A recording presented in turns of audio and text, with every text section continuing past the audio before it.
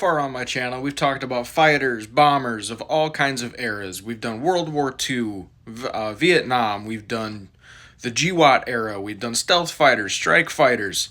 But there's one thing we really haven't touched on, and that's the Delta Wing fighters. And that's what we're going to get into today. Ladies and gentlemen, whether you realize it or not, America's been the first for a lot of things, and we've inspired even more. So planes like the French Dassault Rafale, and even Saab. Not that Saab. This one, that Saab. Yep. Yeah, Saab makes all of the fighter craft for Sweden, and one of the greatest cars ever built. But before I get too far off topic, today we're going to be talking about the F-102. This was manufactured and built by Convair. It was a US fighter, didn't last very long, but this is the very first Delta Wing fighter ever, and America built it, because here in America, we come number one, every time.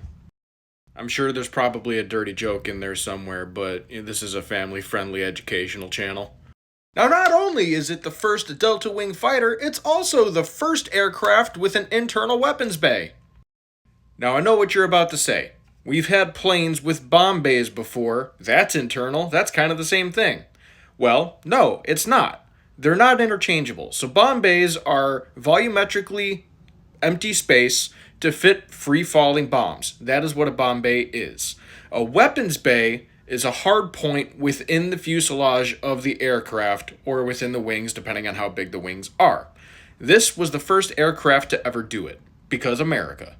Now, since we're here, this thing was introduced in 1956, and it wasn't retired until 1979. That's a crazy long lifespan for a jet that I didn't even know existed. Never even heard of it. This is what happens when I get bored.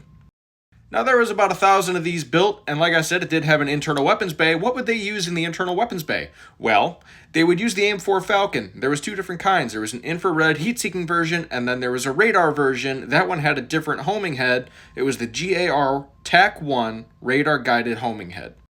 So in conclusion, when you're facing a bottomless defense budget, it's best to just stay away. If you want a full-length breakdown on this thing, I'm more than happy to do so, and that'll be over my YouTube channel. But I can't do it without your guys' support, so if you want to see it, you need to let me know.